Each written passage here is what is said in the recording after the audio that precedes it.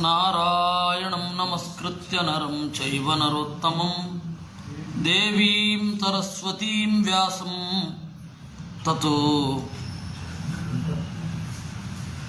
ಗ್ರಂಥಮುದೀರಯೇ ವಿಜಾನತಾಂ ಅವಿತ್ತಸ್ಯ ಮಧ್ವಸ್ಯ ಜಗತಿ ಗುರೋಃ ಪೂರ್ವಾಚಾರ್ಯಮಶಿಷ್ಟಾನಾಂ ಇಯಂ ಪ್ರಣತಿಮಾಲಿಕಾ ಪೂರ್ಣಜ್ಞಾನಾಯ ವಿದ್ಮಹೇ ಪೂರ್ಣಾನಂದಾಯ ಧೀಮಹಿ ತನ್ನೋ ವ್ಯಾಸ ಪ್ರಚೋದಯಾತ್. ಹೋದ ಬಾರಿ ಪ್ರದ್ಯುಮ್ನನ ಮಗ ಅನಿರುದ್ಧ ಅವನ ಒಂದು ಕಥೆಯನ್ನು ನಾವು ನೋಡ್ತಾ ಇದ್ವಿ. ಹೋದ ಬಾರಿ ಯಾಕೋ ನಾನು ಮಾಡಿದ್ದು ನನಗೆ ತೃಪ್ತಿ ಕೊಡಲಿಲ್ಲ. ಅಲ್ಲ, ಪ್ರತಿ ಸರ್ತಿ ಮಾಡಿದ್ದು ನನಗೆ ತೃಪ್ತಿ ಕೊಡ್ತಾ ಇಲ್ಲ. ಇನ್ನೂ ಏನೋ ಚೆನ್ನಾಗಿ ಹೇಳ್ತಾ ಇಲ್ಲ, ಏನೋ ಒಂದು ಬಾಲಿಷ್ಯ, ಐ ಮೀನ್ ಚೈಲ್ಡಿಶ್ ಆಗಿ ಮಾತನಾಡಿಬಿಟ್ಟೆ ಅಂತ ಅನಿಸುತ್ತೆ. ಪ್ರತಿ ಸರ್ತಿ ನಾನು ಇದು ಚಿಂತನೆ ಮಾಡಿ ಆದ ಮೇಲೆ ಆಮೇಲೆ ನನ್ನ ಒಂದು ಹೇಳಿಕೆಯನ್ನು ನೋಡಿಕೊಂಡ್ರೆ ಪಾಠ ಮಾಡಿದ್ರ ಬಗ್ಗೆ ತೃಪ್ತಿ ನನಗೆ ಕಾಣೋಲ್ಲ, ಅತೃಪ್ತಿ ಕಾಡುತ್ತೆ. ಯಾಕೋ ಸರಿ ಹೋಗ್ತಾ ಇಲ್ಲ, ನನ್ನ ಮಾತು ಯಾಕೋ ಸರಿ ಬಂದಿಲ್ಲ ಅಂತ ಅನಿಸತ್ತೆ. ಇರಲಿ,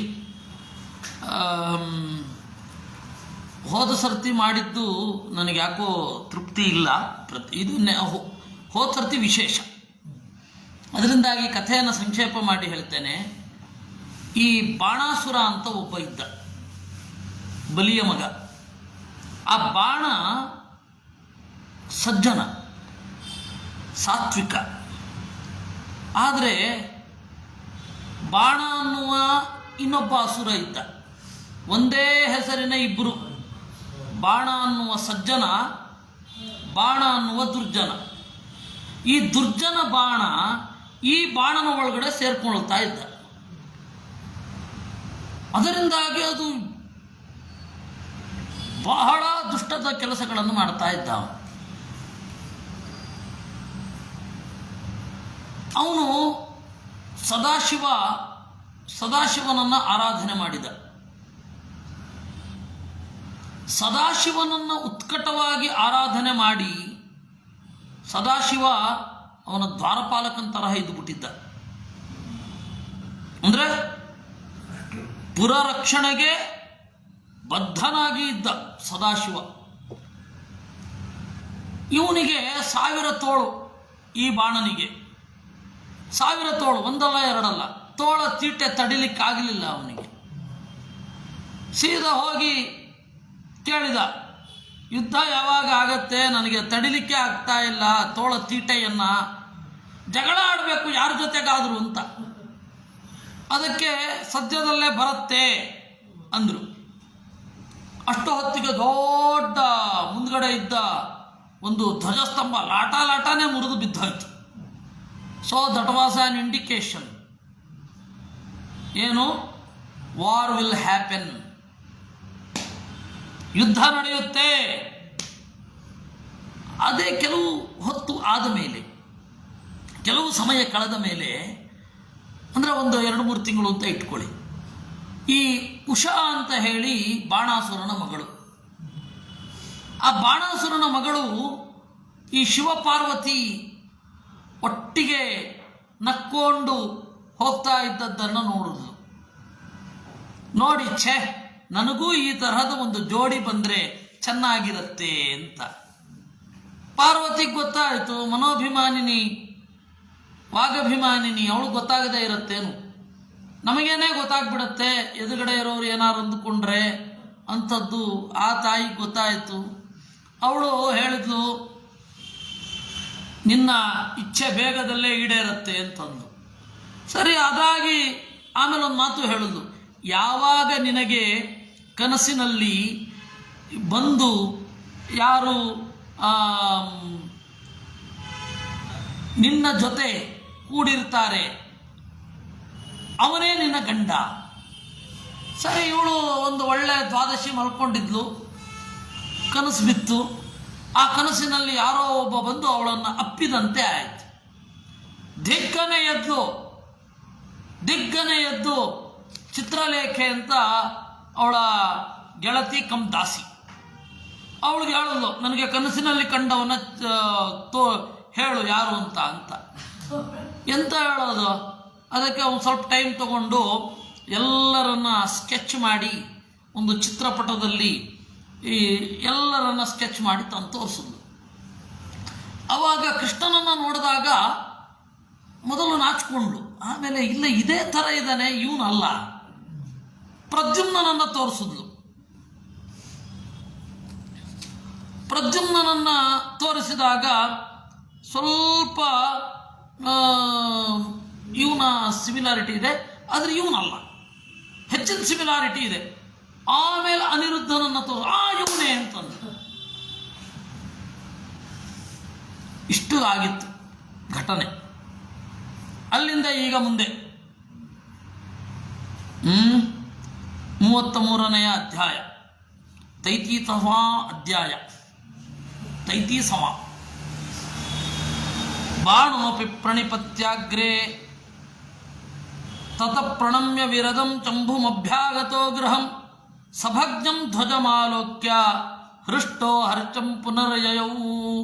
ನಾನೀಗಾಗಲೇ ಆ ಕಥೆ ಹೇಳಿದೆ. ಯುದ್ಧ ಆಗತ್ತೆ ಅಂತ ಭಾರಿ ಖುಷಿಪಟ್ಟ ಅಂತೆ. ಯಾವ ಪ್ರೇರಣೆಯೂ ಇಲ್ಲದೆ ಶೋಣಪುರ ಅಂತ ಆ ಬಾಣಾಸುರನ ಊರು ಲಾಟನೇ ಮುರಿದು ಬಿತ್ತು. ನೋಡಿ ಏನು ಖುಷಿ ಆಗೋಯ್ತು, ಇನ್ನೇನು ಯುದ್ಧ ಬರುತ್ತೆ ಅಂತ. ಇದೇ ಕಾಲದಲ್ಲಿ ಚಿತ್ರಲೇಖ ಯೋಗ ವಿದ್ಯಾಬಲೇನ ತಂ ಅನಿರುದ್ಧ ಮಥಾ ನಿನ್ನೆ ಚಿತ್ರಲೇಖಾವರಾಪ್ಸರಾಹ. ಆ ಚಿತ್ರಲೇಖೆ ಏನು ಮಾಡಿದ್ಲು, ಅನಿರುದ್ಧನನ್ನ ಕರೆತಂದಳು ಯೋಗ ವಿದ್ಯಾಬಲದಿಂದ. ಫಸ್ಟ್ ಕಿಡ್ನ್ಯಾಪ್ ಯಾರು? ವಧುವಿನ ಕಿಡ್ನ್ಯಾಪ್ ಅಲ್ಲ, ವರನ ಕಿಡ್ನ್ಯಾಪ್. ಅನಿರುದ್ಧನನ್ನೇ ಎತ್ಕೊಂಡ್ಬಂದ್ಬಿಟ್ಲು. ಕನ್ಯಾಂತಃಪುರಮಭ್ಯೇತ್ಯ ರಮಮಾಣಂ ಸಹೋಜಯ ವಿಜ್ಞಾಯ ರಕ್ಷಿಣೋ ಗತ್ವಾ ಶಶಂಸುರ್ದೈತ್ಯ ಭೂಪತೆ. ಸರಿ, ಗಾಂಧರ್ವ ವಿಧಿಯಿಂದ ವಿವಾಹ ಆದರು. ಉಷೆಯನ್ನು ಅನಿರುದ್ಧನನ್ನು ಉಷೆ. ಕೆಲವು ದಿವಸಗಳಾದ ಮೇಲೆ ಅಲ್ಲಿರೋರಿಗೆ ಗೊತ್ತಾಯಿತು. ಹೋಗಿ ಬಾಣಾಸುರನಿಗೆ ಹೇಳಿದರು. ಅವನೇನು ಮಾಡಿದ, ಸೈನ್ಯವನ್ನು ಕಳುಹಿಸಿದ. ಆ ಸೈನ್ಯವನ್ನು ಜಘಾನ ಪರಿಘಂ ಘೋರಂ ಆದಾಯ ಪರವೀರ. ಒಂದು ದೊಡ್ಡ ಪರಿಘ ಅಂದರೆ ಆಲ್ಮೋಸ್ಟ್ ಈಟಿಯ ತರಹದ್ದು. ಅದನ್ನು ತಗೊಂಡು ಎಲ್ಲರನ್ನೂ ಹೊಡೆದ. ಹತೇಷು ತೇಷು ಬಾಣೋಪಿ ರಥಸ್ಥಃ ತದ್ವದೋದ್ಯತಃ. ಅವನೇನು ಮಾಡಿದ, ಬಾಣಾಸುರ ಅನಿರುದ್ಧನನ್ನು ಕೊಲ್ಲಬೇಕು ಅಂತ ಬಂದ. ಮೊದಲು ಸೋತ, ಕಡೆಗೆ ಗೆಲ್ಲಲೇಬೇಕು ಅಂತ ಹೇಳಿ ಮಾಯಯ ಯುಯುಧೇತೇನ ತನಗೆ ಗೊತ್ತಿದ್ದ ವಿಚ್ಕ್ರಾಫ್ಟನ್ನೆಲ್ಲ ಬಳಸಿದ. ಹಾವುಗಳೆಲ್ಲ ಬಂದು ಅನಿರುದ್ಧನನ್ನ ಸುತ್ತುವರಿಯಿತು. ತಟಸ್ಥವಾಗಿ ಇದ್ದ. ದ್ವಾರವತ್ಯಾಂ ಕ್ವಯಾತೋಸೌ ಅನಿರುದ್ಧೇತಿ ಜಲ್ಪತಾಂ. ಸರಿ, ಇತ್ತ ಇವನು ಕಣ್ಮರೆಯಾಗಿದ್ದಾನೆ. ದ್ವಾರಕೆಯಲ್ಲಿ ಹುಡುಕದೇ ಇರ್ತಾರೇನು? ಗುಲ್ಲು. ಕಡೆಗೆ ನಾರದರು ಬಂದು ಹೇಳಿದ್ರು, ಕೃಷ್ಣ ನಿನ್ನ ಮೊಮ್ಮಗ ಅಲ್ಲಿ ಶೋಣಪುರದಲ್ಲಿ ಇದ್ದಾನೆ. ತಂ ಶೋಣಿತಪುರಂ ನೀತಂ ಶ್ರುತ್ವಾ ವಿದ್ಯಾ ವಿದಗ್ಧಯ ಯೋಷಿತ ಪ್ರತ್ಯಯಂ ಜಗ್ಮುಹು ಯಾದವ ನಾಮರೈರಿತಿ. ಅದು ಹೇಳೋದಕ್ಕಿಂತ ಮೊದಲು ಎಲ್ಲ ಗಲಾಟೆ ಮಾಡಿದ್ರು. ಈ ದೇವತೆಗಳಿಗೆ ಭಾರಿ ಅಸೂಯೆ, ಅವರೇ ಏನೋ ಎತ್ಕೊಂಡು ಹೋಗಿದ್ದಾರೆ ಅಂತ ಮಾತನಾಡಿದ್ರು. ಹರಿವಂಶದಲ್ಲಿ ವಿಸ್ತಾರವಾಗಿ ಇದಿದೆ. ಅದಕ್ಕೆ ಇಲ್ಲ ದೇವತೆಗಳೆಲ್ಲ ಆ ಥರ ಎಲ್ಲ ಮಾಡಲ್ಲ ಅಂತ ದೇವರು ಸಮಾಧಾನ ಹೇಳಿದ. ನಿಮಗೆ ಒಂದು ತಮಾಷೆ ಅಂದರೆ, ಯಾದವರೆಲ್ಲ ದೇವತೆಗಳೇ. ಅವರು ದೇವತೆಗಳ ಬಗ್ಗೆನೇ ಸಂದೇಹ, ಏನೋ ಮಾಡಿದ್ದಾರೆ ಇವರು. ಕಡೆಗೇನಾಯಿತು, ತಥೋ ಗರುಡ ಮಾರುಷ್ಯ. ಆಮೇಲೆ ನಾರದರು ಬಂದು ಹೇಳಿದ್ರು, ಎತ್ಕೊಂಡು ಹೋಗಿದ್ದು ದೇವತೆಗಳಲ್ಲಪ್ಪ, ವಿದ್ಯಾ ವಿದಗ್ಧಯ ಯೋಷಿತ, ವಿದ್ಯೆಯನ್ನು ಚೆನ್ನಾಗಿ ಬಲ್ಲ ಒಂದು ಹೆಣ್ಣು ಈ ರೀತಿ ಮಾಡಿರೋದು ಕೆಲಸ. ಸರಿ, ಗರುಡನನ್ನು ನೆನಪಿಸಿಕೊಂಡ ದೇವರು ಬಂದಾಗ ಬಲರಾಮ, ಪ್ರದ್ಯುಮ್ನ, ಕೃಷ್ಣ ಈ 3 ಜನ ಗರುಡನನ್ನು ಏರಿ ಶೋಣಿತಪುರಕ್ಕೆ ಹೋದರು. ಪುರ ಪ್ರವೇಶೆ ಪ್ರಮಥೈ ಯುದ್ಧ ಮಾತೀನ್ ಮಹಾತ್ಮನಃ. ಪ್ರಮಥರು ರುದ್ರನ ಗಣಗಳು, ಅವರು BSF ಬಾರ್ಡರ್ ಸೆಕ್ಯೂರಿಟಿ ಫೋರ್ಸ್, ಅವರನ್ನು ಸೋಲಿಸಿ ಅಂಗಿರಸಂ ಅಗ್ನಿಗಳನ್ನು ಸೋಲಿಸಿ ಜ್ವರ ಯುದ್ಧ ಮಾಡಿದ. ಬಾಣ ಬಂದ, ಜ್ವರ ಅನ್ನೋನು ಬಂದ. ಆ ಜ್ವರ ಏನಿದ್ದಾನೆ 3 ಕಾಲುಗಳ 3 ತಲೆಯ ಮಾಹೇಶ್ವರ ಜ್ವರ. ಅವನನ್ನು ಎದುರಿಸಲಿಕ್ಕಾಗದೆ ಬಲರಾಮನಿಗೂ ಜ್ವರ ಬಂತು. ಆಮೇಲೆ ದೇವರು ಅವನನ್ನು ಅಪ್ಪಿದ, ಬಲರಾಮನಿಗೆ ಜ್ವರ ಹೋಯಿತು. ಆಮೇಲೆ ದೇವರು ಜ್ವರನನ್ನು ಕುರಿತು ಯುದ್ಧ ಮಾಡಿದ. ಯುದ್ಧ ಮಾಡಿ ಕಡೆಗೆ ನನ್ನ ಲೆವೆಲ್ಗೆ ಇವನು ಕಡಿಮೆ ಅಂತ ಹೇಳಿ ವೈಷ್ಣವ ಜ್ವರವನ್ನು ಸೃಷ್ಟಿ ಮಾಡಿದ. ಆ ವೈಷ್ಣವ ಜ್ವರ ಶೈವ ಜ್ವರವನ್ನು ನುಂಗಲಿಕ್ಕೆ ಅಂತ ಬಂದಾಗ ಆ ಜ್ವರ ಬೇಡಿಕೊಂಡ, ದಯವಿಟ್ಟು ನಮ್ಮನ್ನು ಕಾಪಾಡು ಅಂತ. ಆಗ ದೇವರು ಕರುಣೆಯಿಂದ ವೈಷ್ಣವ ಜ್ವರನಿಗೆ ಹೇಳಿದ, ಇಲ್ಲ ಬಿಡು ಅವನನ್ನ ಅಂತ. ಬಿಟ್ಟಾದ ಮೇಲೆ ಆ ಜ್ವರ ಈ ರೀತಿ ಹೇಳಿದ, ಜ್ವರ ಅವನ ಹೆಸರೇ ಜ್ವರ. ಅವನು ಮೈ ಮೇಲೆ ಬಂದರೆ ಇವಾಗಿನ ಪರಿಸ್ಥಿತಿಗಳೆಲ್ಲ ಆಗತ್ತೆ. ಮಮ ತ್ವಯಾ ತಮಂ ಯುದ್ಧಂ ಯೇ ಸ್ಮರಿಷ್ಯಂತಿ ಮಾನವಾಃ ವಿಜ್ವರಾಸ್ತೆ ಭವಿಷ್ಯಂತೀತಿ ಉಕ್ತ್ವಾ ಚೈನಂ ಯಯೋಜ್ವರಃ.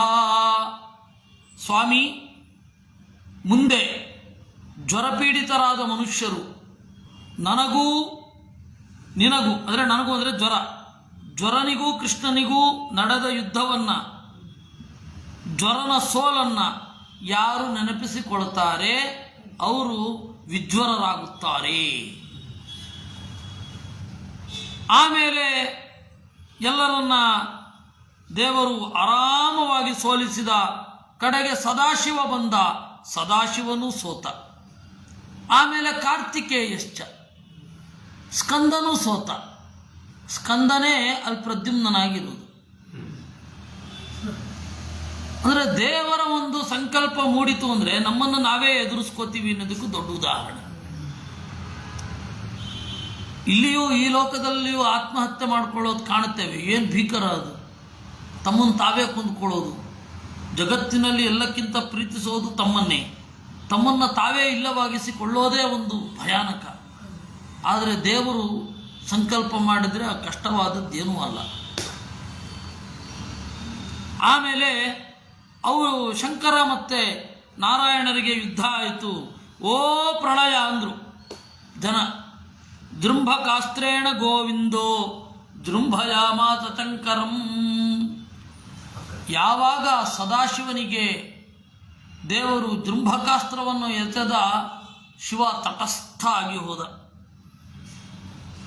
ದೈತ್ಯರು ಪ್ರಮಥರು ಎಲ್ಲ ದಿಗ್ಭ್ರಾಂತರಾದರು.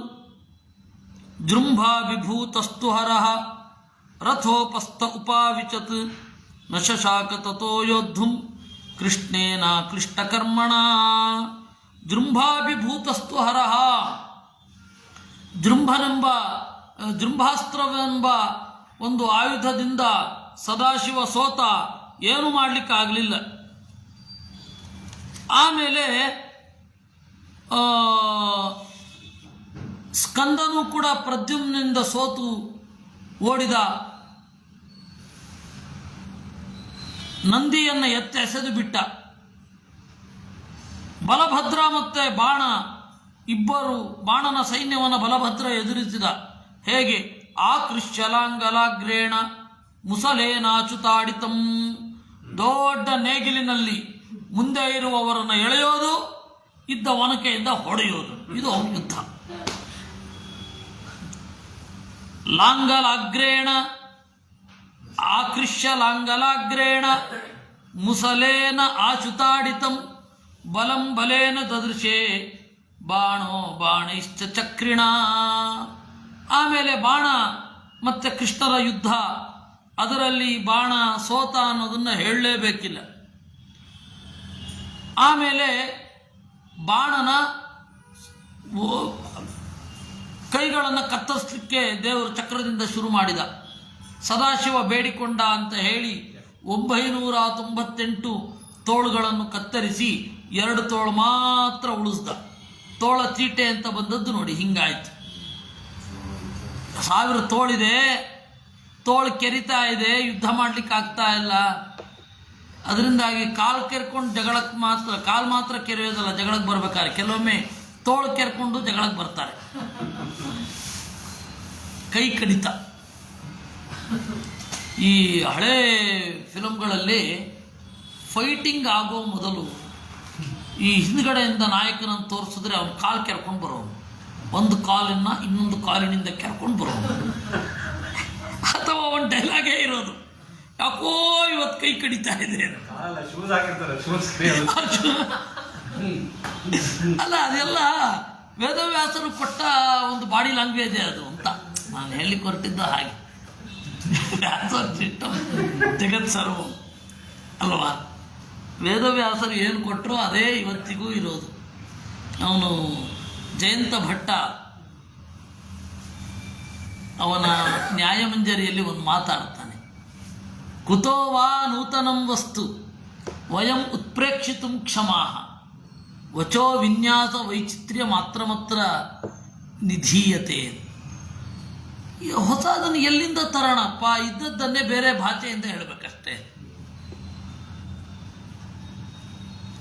ಹೇಳುವ ಸ್ಟೈಲ್ ಬೇರೆ ಮಾಡ್ಕೊಳ್ಬೇಕೇ ವಿನಃ ಹೊಸದೇನನ್ನು ತರಲಿಕ್ಕಾಗಲ್ಲ. ಅಂದರೆ ವೇದವ್ಯಾಸರು ಕೊಟ್ಟದ್ದೇ ಇಲ್ಲ.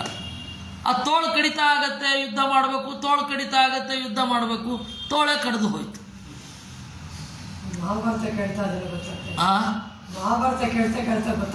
ಅದೇ ಅದೇ ಅದೇ ಮುಮುಚಾತೆ ತಥಾಸ್ತ್ರಾಣಿ ಬಾಣಕೃಷ್ಣೋ ಜಿಗೀತಯ. ಆಮೇಲೆ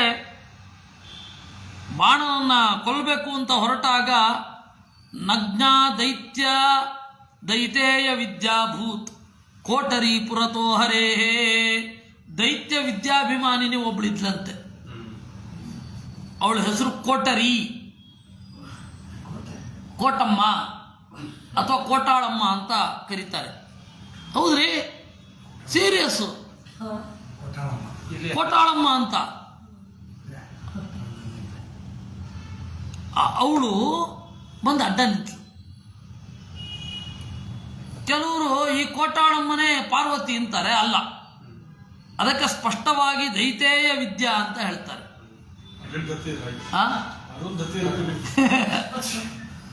ಅರುಂಧತಿ ರಾಯ್ ಇರ್ಬೋದು, ಯಾಕೆ ಬರ್ಖಾದತ್ ಬೇಡುವ. ನಗ್ನಾ ದೈತೇಯ ವಿದ್ಯಾಭೂತ್ ಕೋಟರಿ ಪುರತೋ ಹರೇ. ದೈತ್ಯ ವಿದ್ಯಾಭಿಮಾನಿನಿ ಅಂದರೆ ಈ ವಿಚ್ ಕ್ರಾಫ್ಟ್, ಆಮೇಲೆ ಕುಟಿಲ ನೀತಿ, ಇವುಗಳನ್ನೆಲ್ಲ ಅಭಿಮಾನಿಸುವ ಒಬ್ಬಳು ಇದ್ದಾಳೆ. ಅವಳು ಬಂದು ಹಿಂಗೆ ಅಡ್ಡ ನಿಂತು ದೇವರು ನೋಡಿದ, ಅವಳು ನಗ್ನಾಳಾಗಿ ಬಂದಿದ್ಲು ರಕ್ಷಣೆ ಮಾಡಬೇಕು ಅಂತ. ಮೀಲಿತಾಕ್ಷೋ ಭೂತ್, ಕಣ್ಮುಚ್ಚಿಬಿಟ್ನಂತೆ ದೇವರು. ಅದನ್ನು ಓದ್ತೇನೆ, ಅಲ್ಲಿ ಇರೋದು ಹೀಗೆ. ಆ ಶ್ಲೋಕವನ್ನು ಒಮ್ಮೆ ಗಮನಿಸಿ. ನಗ್ನಾ ದೈತೇಯ ವಿದ್ಯಾಭೂತ್ ಕೋಟರಿ ಪುರತೋ ಹರೇ ತಾಮಗ್ರತೋ ಹರಿರ್ದೃಷ್ಟ್ವಾ ಮೀಲಿತಾಕ್ಷಸ್ತುದರ್ಶನಂ. ಕಣ್ಮುಚ್ಚಿ ಚಕ್ರವನ್ನು ಎಸೆದ, ನೋಡಬಾರ್ದು ಅಂತ, ಅಥವಾ ನೋಡ್ಲಿಕ್ಕೆ ಯೋಗ್ಯವಲ್ಲ ಅಂತ. ಹಾಗೆ ಸುಮಾರು ಅವಾಗಲೇ 898 ಹೋಗಿದ್ದು. ಸಮುಪೇತ್ಯಾಹ ಗೋವಿಂದಂ ಸಾಮಪೂರ್ವ ಉಮಾಪತಿ. ಉಮಾಪತಿ ಯಾರು? ನೀವಲ್ಲ, ಸದಾಶಿವ. ಆಮೇಲೆ ಗುರುಪ್ರಸಾದ್ ಅಂದ್ಕೊಂಡ್ರೆ ಕಷ್ಟ. ಉಮಾಪತಿ ಅಂದರೆ ಸದಾಶಿವ. ಸದಾಶಿವ ಬಂದು ಶರಣು ಹೊಕ್ಕ, ನನ್ನ ಭಕ್ತನಾದ ಬಾಣನನ್ನು ಪಾಲಿಸು ಅಂತ. ಇಲ್ಲ ಏನು ವಿಷಯವೇ ಇಲ್ಲ, ಅಷ್ಟೇ, ಅದು ವಿಷಯ ಅಲ್ಲಿಗೇನೆ ಮುಗೀತು. ಅಂದರೆ ಅಲ್ಲಿ ದೂರ ಸರಿಸಿದ್ರು ಅಂತ ಈ ಪುರಾಣಾಂತರದಲ್ಲಿ ಉಂಟು, ಇಲ್ಲಿ ಏನಿಲ್ಲ. ವಿಲೋಕ್ಯ ಬಾಣಂ ದೋರ್ದಂಡಾತ್ ಅಸೃಕ್ಸ್ರಾವ ವರ್ಷಿಣಂ.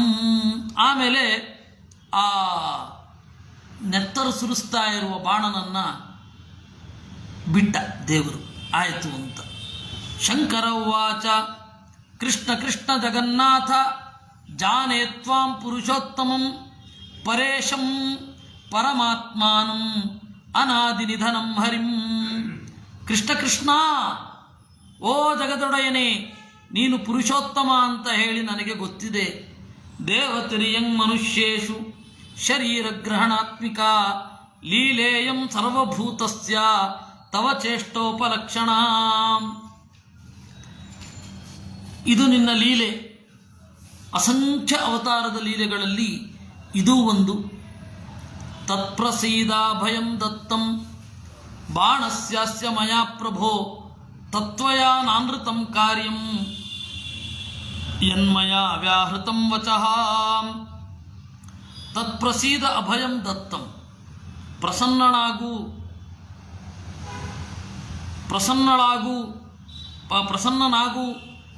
ಬಾಣನನ್ನು ರಕ್ಷಣೆ ಮಾಡಬೇಕು. ಆಯಿತು ಅಂತ ದೇವರು ಹೇಳಿದ. ಯುಷ್ಮದ್ದತ್ತವರೋ ಬಾಣೋ ಜೀವತಾಂ ಯೇಷ ಶಂಕರ ತ್ವದ್ವಾಕ್ಯ ಗೌರವಾದೇತತ್ ಮಯಾ ಚಕ್ರಂ ನಿವರ್ತಿತಂ. ನೀನು ಬಾಣನನ್ನು ರಕ್ಷಣೆ ಮಾಡಬೇಕು ಅಂತ ಹೇಳಿದ್ದೆ ಅಲ್ವಾ, ಆಯಿತು, ರಕ್ಷಣೆ ಮಾಡ್ತೇನೆ. ನಿನ್ನ ಮಾತಿಗೆ ನಾನು ಸಹಮತಿಯನ್ನು ನೀಡುತ್ತೇನೆ. ನೀನೇನು ದತ್ತ ಅಭಯವನ್ನು ಕೊಟ್ಟಿದ್ದಿ ಅದನ್ನು ನಾನು ನಿನಗೆ ಸಮ್ಮತಿ ಅದನ್ನು ಮಾಡುವಂತೆ ಮಾಡ್ತೇನೆ. ನನಗೂ ಮತ್ತು ನಿನಗೂ ಯಾವ ರೀತಿಯಾದ ಭಿನ್ನಾಭಿಪ್ರಾಯವೂ ಇಲ್ಲ. ಆ ಭಿನ್ನಾಭಿಪ್ರಾಯವನ್ನು ನೋಡುವವರು ವಿದ್ಯಾವಂತರಲ್ಲ ಅಂತ ಅರ್ಥ. ನನ್ನ ಮತ್ತು ನಿನ್ನ ಅಭಿಪ್ರಾಯ ಭೇದವೇ ಇಲ್ಲ. ವದಂತಿ ಭೇದಂ ಪಶ್ಯಂತಿ ಚಾವಯೋರಂತರಂ ಹರ. ಅದರಿಂದಾಗಿ ಪ್ರಸನ್ನನಾಗಿ ನಾನು ಹೋಗ್ತೇನೆ, ನೀನು ನಿನ್ನ ಮನೆಗೆ ಹೋಗುವಂದ. ಈ ರೀತಿ ಹೇಳಿದ ಮೇಲೆ ದೇವರು ಅನಿರುದ್ಧನ ಬಳಿಗೆ ಬಂದ. ಅವನನ್ನು ನೋಡ್ತಾ ಇದ್ದ ಹಾಗೆ ಅನಿರುದ್ಧನದ್ದು ಏನು ಬಾಣಬಂಧನ ಆಗಿತ್ತು, ಆ ಬಾಣದ ಮೂಲಕ ಏನು ಹಾವುಗಳಿದ್ದವು ಅವೆಲ್ಲ ಅವನನ್ನು ಬಿಟ್ಟು ಹೋದವು. ಆಮೇಲೆ ಉಷೆಯನ್ನು, ಚಿತ್ರಲೇಖೆಯನ್ನು, ರಾಮನನ್ನು, ಪ್ರದ್ಯುಮ್ನನನ್ನು ಕೂಡಿಕೊಂಡು ಕೃಷ್ಣ ಗರುಡನನ್ನು ಏರಿ ದ್ವಾರಕೆಗೆ ಬಂದರು.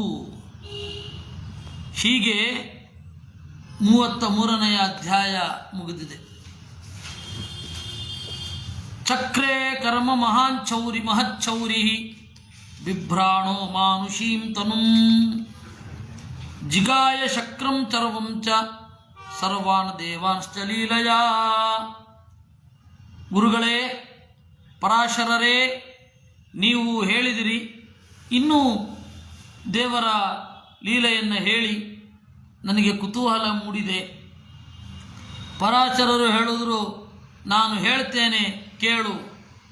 ಕೃಷ್ಣ ಒಮ್ಮೆ ಕಾಶಿಯನ್ನು ಸುಟ್ಟಿದ್ದಾನೆ. ನರಾವತಾರೇ ಕೃಷ್ಣೇನ ದಗ್ಧ ವಾರಾಣಸಿ ಯಥಾ.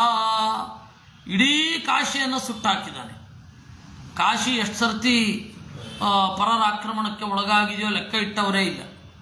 ಕಾಶಿಯಷ್ಟು ಬೇರೆಯವರ ಆಕ್ರಮಣಕ್ಕೆ ಒಳಗಾದ ಇನ್ನೊಂದು ಊರಿಲ್ಲ. ಹೇಳ್ತೇನೆ ಕೇಳು. ವಾಸುದೇವ ಅಂತ ದೇವರ ಹೆಸರು. ಆದರೆ ಪೌಂಡ್ರಕ ಅಂತ ಒಬ್ಬ ಇದ್ದ, ಅವನು ವಸುದೇವನ ಮಗನೇ. ಹೀಗಾಗಿ ಅವನು ವಾಸುದೇವ. ನಾನೇ ವಾಸುದೇವ, ಬೇರೆಯವನಲ್ಲ ಅಂತ ಅವನ ವಾದ. ಸಮೇನೇ ವಾಸುದೇವೋಹಂ ಅವತೀರ್ಣೋ ಮಹೀತಳೆ ನಷ್ಟ ಸ್ಮೃತಿಸ್ತತಃಸರ್ವಂ ವಿಷ್ಣು ಚಿಹ್ನಮಚೀಕರತ್. ಅವನು ಯಾರು ಅಂದರೆ ಒಂದು ಕಾಲದ ವೇನ. ವೇನ ಅಂತ ಭಾಗವತದಲ್ಲಿ ಒಬ್ಬ ಬರ್ತಾನೆ, ಪೌಂಡ್ರಕ ವಾಸುದೇವ. ಆ ವೇನನೇ ಪೌಂಡ್ರಕ ವಾಸುದೇವ. ನಾನೇ ದೇವರು ಅಂತ ಬೇರೆ ಎರಡು ಇದನ್ನು ಮಾಡಿಕೊಂಡು, ಏನು ಕೈ, ಕಬ್ಬಿಣದ ಕೈ ಮಾಡಿಕೊಂಡು ಅದರಲ್ಲಿ ಚಕ್ರಶಂಖವನ್ನು ನಿಲ್ಲಿಸಿ, ಆಯಿತಾ, ಹೆಗಲಿಗೆ ಕಟ್ಕೊಂಡಿದ್ದ. ಯಾಕೆಂದರೆ ಕೃಷ್ಣ ಚತುರ್ಭುಜ, ಇವನು ಚತುರ್ಭುಜ ಇಲ್ಲ, ಏನಾದರೂ ಮಾಡಬೇಕಲ್ಲ, ಕಟ್ಕೊಂಡ. ಆಮೇಲೆ ಶ್ರೀವತ್ಸ ಚಿಹ್ನೆ ದೇವರ ದಯದಿಂದ ಹಣೆಗಿರಲಿಲ್ಲ ದೇವರಿಗೆ, ಇಲ್ಲಾಂದರೆ ಹಣೆಗೆ ಹಾಕೊಂಡ್ಬಿಡ್ತಾ ಇದ್ದ. ಇನ್ನೇನು ಹಣೆಗೆ ಹಾಕ್ಕೊಳ್ಳಿಕ್ಕೂ ಹೋಗ್ತಿದ್ದೇನೋ ಅವಾಗ ಸೀದಾ ತೆಗೆದು ಎದೆಗೆ ಹಾಕ್ಕೊಂಡ. ಶ್ರೀವತ್ಸಾರ್ಥೆ ದಗ್ಧವಸ್ತು ವಕ್ಷಸ್ಥಳ.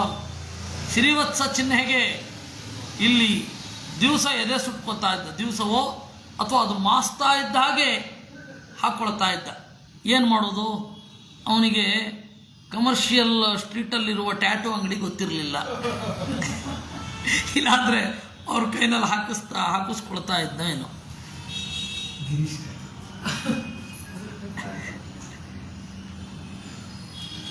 ಎಲ್ಲ ಅದರ ಥರನೇ ಮಾಡಿಸಿಕೊಂಡ ಅಂತೆ. ಸಮೇನೇ ವಾಸುದೇವೋಹಂ. ಅಲ್ಲೂ ಎಲ್ಲ ಚರ್ಚ್ ಸ್ಟ್ರೀಟ್ ಅಲ್ಲ ಇರೋದು? ಹೌದಾ? ಓ,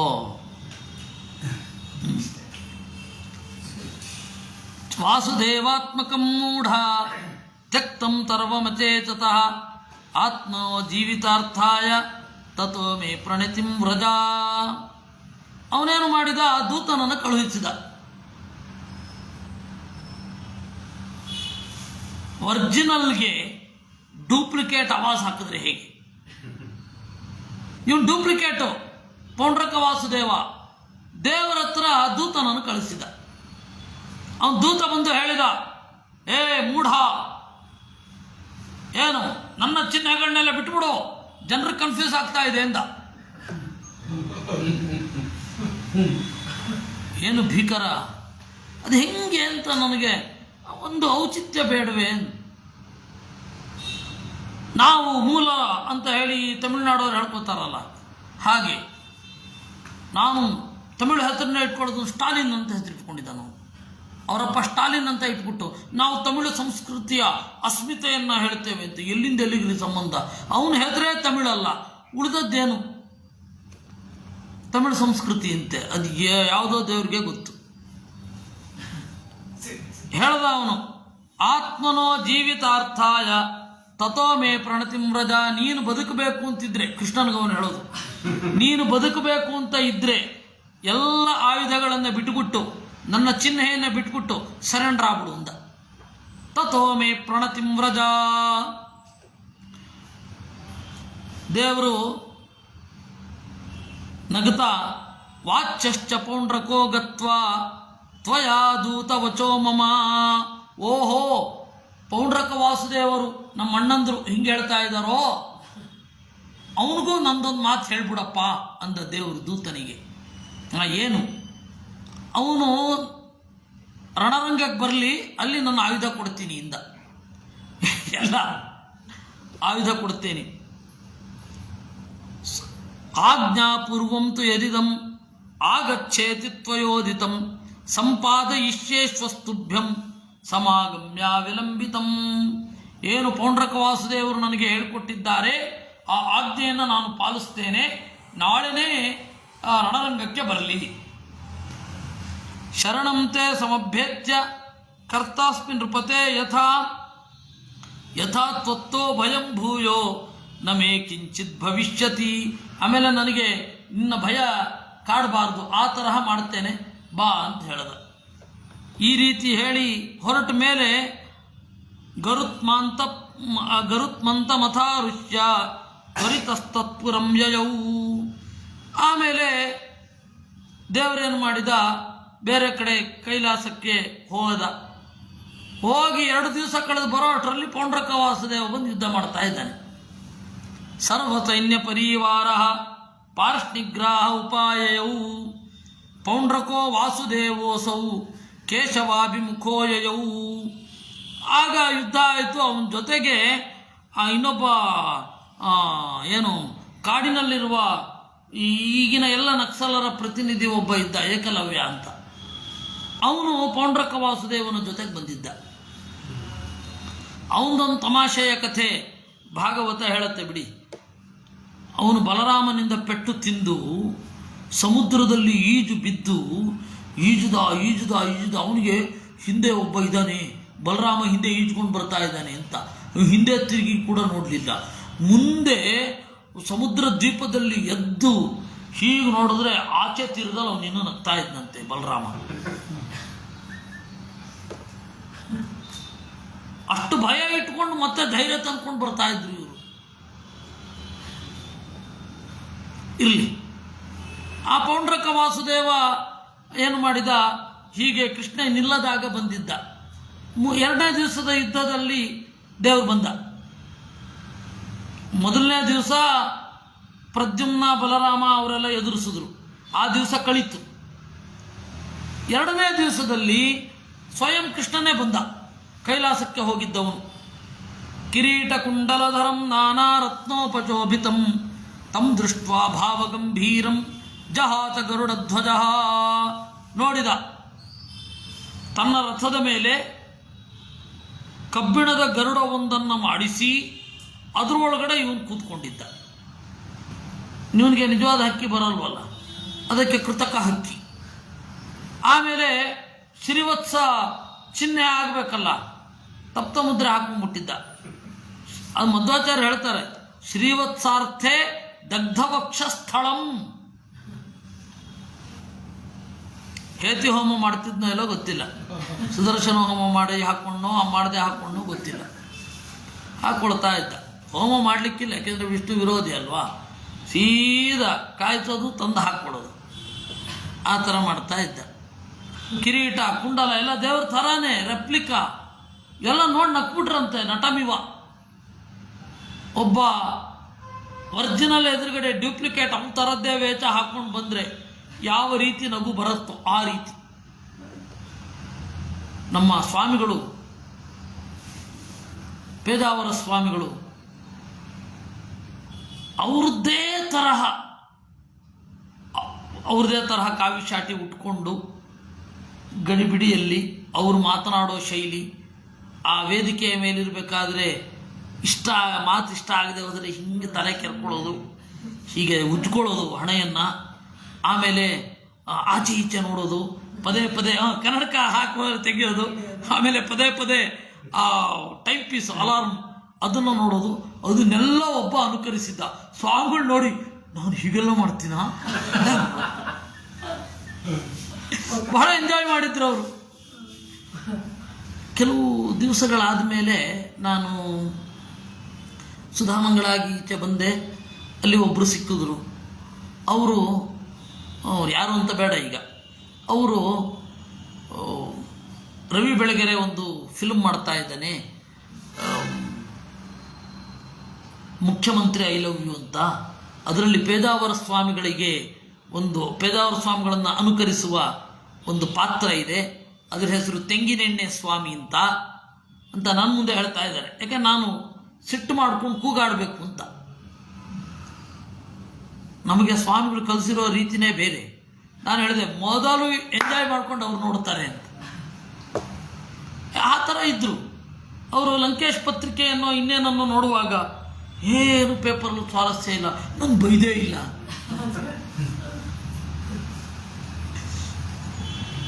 ಇರಲಿ, ಅದರಿಂದಾಗಿ ಇವ್ನು ನೋಡಿ ನಕ್ಬಿಟ್ರಂತೆ ಎಲ್ಲ.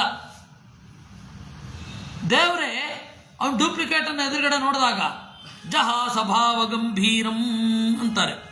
ಆಮೇಲೆ ಯುದ್ಧ ಮಾಡಿದ್ರು. ಯುದ್ಧ ಮಾಡಿ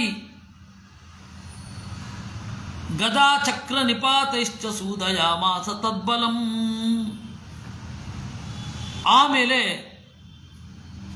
ಎಲ್ಲ ಸೈನ್ಯವನ್ನು ನಾಶ ಮಾಡಿ ಆದ ಮೇಲೆ ಉವಾಚ ಪೌಂಡ್ರಕಂ ಮೂಢಂ ಆತ್ಮಚಿಹ್ನೋಪಲಕ್ಷಿತಂ. ಒಬ್ಬನೇ ಇದ್ದಾನೆ ಪೌಂಡ್ರಕ. ದೇವರು ನಗುತ್ತಾ ಹೇಳಿದ, ಪೌಂಡ್ರಕ ಉಕ್ತಂ ತ್ವಯಾ ಯತ್ತು ದೂತವಕ್ತ್ರೇಣ ಮಾಂ ಪ್ರತಿ ಸಮುತ್ಸೃಜೇತಿ ಚಿಹ್ನಾನಿ ತತ್ತೇ ಸಂಪಾದಯಾಮ್ಯಹಂ. ಏನೋ ಪೌಂಡ್ರಕ, ಹೇಳಿದೆ ಅಲ್ವೇನೋ ದೂತರ ಮೂಲಕ ನೀನು ನನ್ನ ಚಿಹ್ನೆಗಳನ್ನೆಲ್ಲ ಕೊಟ್ಬಿಡು ಅಂತ. ತಗೋ ಆಯುಧ ಅಂತ ಒಂದು ಗದೆ ಹೊಡೆದಂತೆ. ತಗೋ ಆಯುಧ ಅಂತ ಚಕ್ರ ಎತ್ತದ.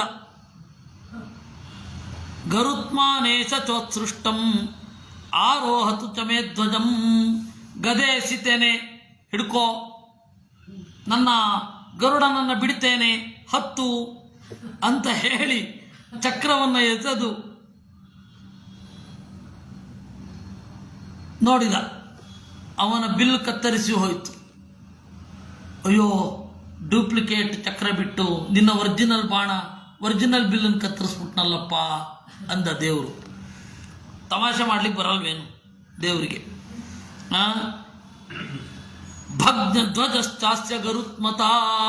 ಗರುಡನನ್ನು ಬಿಟ್ಟು ಧ್ವಜವನ್ನು ಮುರಿಯುವ ಹಾಗೆ ಮಾಡಿದ. ಹೀಗೆ ಎಲ್ಲ ಮಾಡಿ ತಥೋ ಹಾಹಾ ಕೃತೆ ಲೋಕೆ ಕಾಶಿಪುರ್ಯಾದಿಪೋ ಬಲಿ. ಆಮೇಲೆ ಮತ್ತೆ ಕಾಶಿ ರಾಜ ಇವನ ತಂದೆಯಿಂದ ಸಾಕು ತಂದೆ. ಅದು ಘಟನೆ ಹೀಗಾಗಿತ್ತು. ವಸುದೇವ ದೇವಕಿಯನ್ನು ಮದುವೆಯಾಗುವುದಕ್ಕೆ ಮೊದಲು ದೇಶ ಸಂಚಾರದಲ್ಲಿ ಇದ್ದ.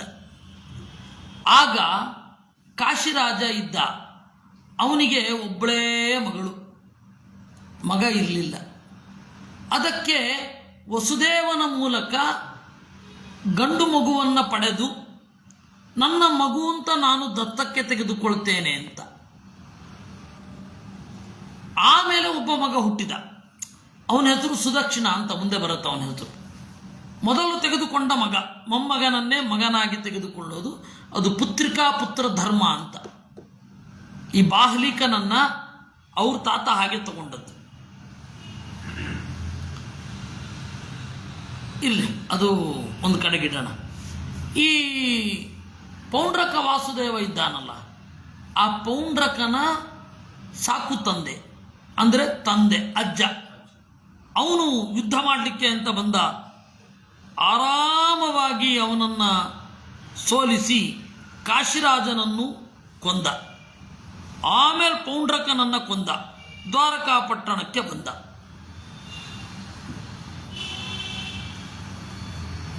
ಈ ಕಾಶಿರಾಜನ ತಲೆ ಇದೆಯಲ್ಲ, ಯಾವ ಥರ ಕತ್ತರಿಸಿದ್ದ ಅಂದರೆ ದ್ವಾರಕಾಪಟ್ಟಣದ ಮುಂಭಾಗದಲ್ಲಿ ಕತ್ತರಿಸಿದ್ದು. ಅದು ಕಾಶಿಗೆ ಹೋಗಿಬಿತ್ತು. ಆ ಸುದಕ್ಷಿಣ ಅಂತ ಹೇಳಿ ಅವನ ಮಗ, ಈ ಕಾಶಿರಾಜನ ಮಗ. ಏನಪ್ಪ ಇದು ಯಾವ ತಲೆ ಅಂತ ನೋಡಿದ್ರೆ ಅವರನ್ನಾಳುವ ಮಹಾಸ್ವಾಮಿಯವರ ತಲೆ. ದೇಹ ಒಂದಿಲ್ಲ. ಅದನ್ನು ಸಿಟ್ಟು ಮಾಡಿಕೊಂಡು, ಆಯಿತು ನಾವು ಕೃಷ್ಣನ ಮೇಲೆ ಸೇಡು ತೀರಿಸ್ಕೊಳ್ಬೇಕು ಅಂತ ಹೇಳಿ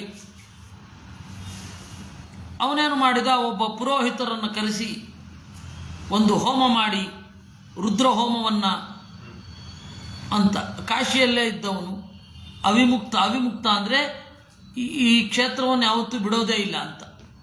ಆ ಸದಾಶಿವನಿಗೂ ಒಂದು ಸ್ವಲ್ಪ ಅಸುರಾವೇಶ ಆಗಿ ಏನು ವರ ಬೇಕು ಅಂತ ಕೇಳಿದ. ಕೃಷ್ಣ ಸುಟ್ಟು ಹೋಗಬೇಕು, ನನ್ನ ಅಪ್ಪನನ್ನು ಕೊಂದಿದ್ದಾನೆ ಅಂತ ಹೇಳಿದ. ಆಯಿತು ಅಂತ ವರ ಕೊಟ್ಬಿಟ್ಟ ಅವನು. ದಕ್ಷಿಣಾಗ್ನಿ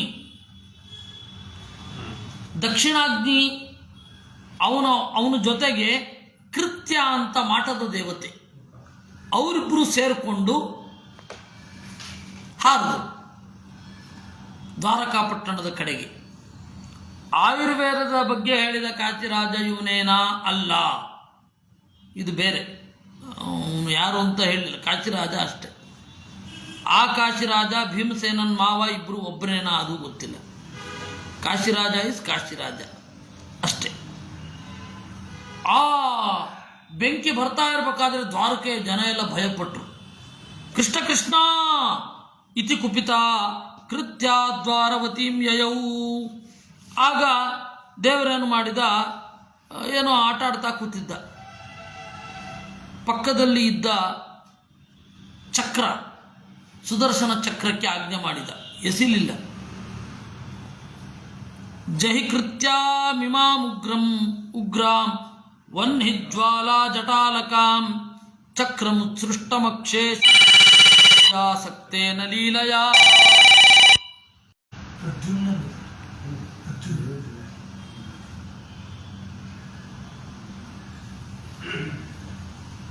ಇರಲಿ. ಕಾಶಿಬಲ ಅವನೇನು ಮಾಡಿದ,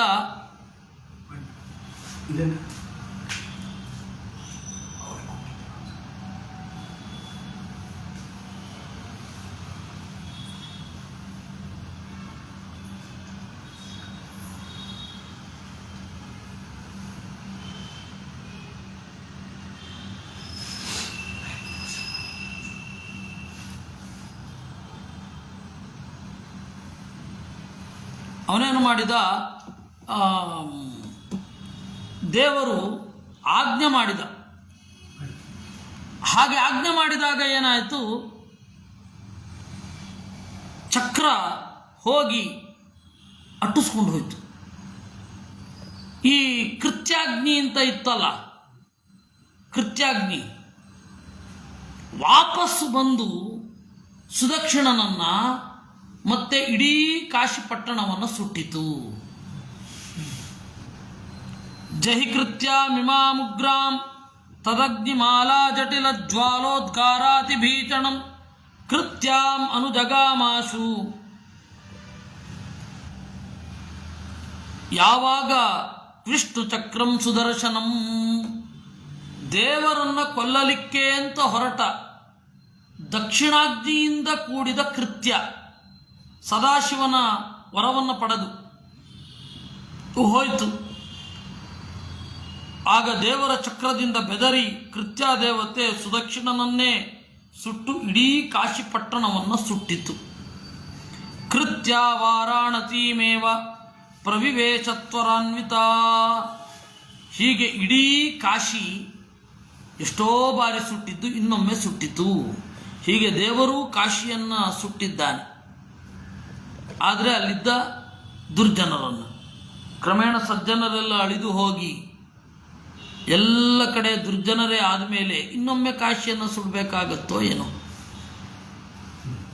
ಅಶೇಷ ಗೋಷ್ಠಕೋಶಾಂ ತಾಂ ದುರ್ನಿರೀಕ್ಷಾಂ ತುರೈರಪಿ ಜ್ವಾಲಾ ಪರಿಷ್ಕೃತಾಚೇ ಚ ಗೃಹ ಪ್ರಾಕಾರ ಚತ್ವರಾಂ ದದಾಹ ತದ್ಧರೇಶ್ಚಕ್ರಂ ಸಕಲಾಮೇವ ತಾಂ ಪುರೀಂ. ಒಂದನ್ನೂ ಬಿಡದಂತೆ ಸುಟ್ಟು ಹಾಕಿತಂತೆ. ಇಷ್ಟನ್ನು ತಟಸ್ಥವಾಗಿ ನೋಡ್ತಾ ಇದ್ದ ಸುದರ್ಶನ ಚಕ್ರ ಎಲ್ಲ ಆದಮೇಲೆ ದೇವರ ಕೈಗೆ ಸೇರಿತು. ಇದನ್ನ ಮಧ್ವಾಚಾರ್ಯರು 22ನೇ ಅಧ್ಯಾಯ ಮಹಾಭಾರತ ತಾತ್ಪರ್ಯ ನಿರ್ಣಯದಲ್ಲಿ ನಿರೂಪಣೆ ಮಾಡಿದ್ದಾರೆ ಈ ಕಥೆಯನ್ನು. ಇಲ್ಲಿಗೆ 34ನೇ ಸರ್ಗ ಮುಗಿದಿದೆ. ಅದಾದ ಮೇಲೆ ಸಾಂಬ ವಿವಾಹ ಮುಂದಿನ ಬಾರಿ ಆಗಿ ಪ್ರಾಯ ಪಂಚಮಾಂಶ ಮುಗಿಯುತ್ತೆ.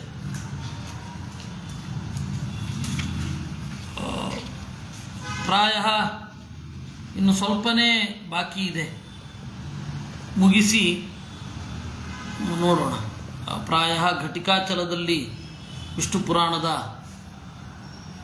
ಮಂಗಳ ಮಾಡಬೇಕು ಅಂತ ಅಲ್ಲಿ ಹೋಗಿ ಸಮರ್ಪಣೆ ಮಾಡೋದು. ನೋಡೋಣ ಅದು ಏನಾಗುತ್ತೆ ಅಂತ ಹೇಳಿ ಎಲ್ಲರೂ ಒಂದು ತೀರ್ಮಾನಕ್ಕೆ ಬಂದು ಯಾವುದಾರೊಂದು ವೀಕೆಂಡ್ ಎಲ್ಲರೂ ಹೋದರೆ ಆಯಿತು. ಯಾರು ಕೇಳ್ತಾ ಇದ್ದೀರಾ ಎಲ್ಲರೂ ನಮಗೆ ಮುಂಚಿತವಾಗಿ ಹೇಳಿ, ಅನುಕೂಲ ಆಗುತ್ತೆ ಅಂತ ಹೋಗಿ ಅಲ್ಲಿ ಇದನ್ನು ಮಾಡಿ ಸಮರ್ಪಣೆ ಮಾಡಿ ಬರೋದು. ಇನ್ನು ಸ್ವಲ್ಪ ಹೊತ್ತಾದಮೇಲೆ ಇನ್ನೊಂದು 5-10 ನಿಮಿಷ ಬಿಟ್ಟು ವಿಷ್ಣು ತತ್ವ ನಿರ್ಣಯ ಮಾಡುವ 12ಕ್ಕೆ.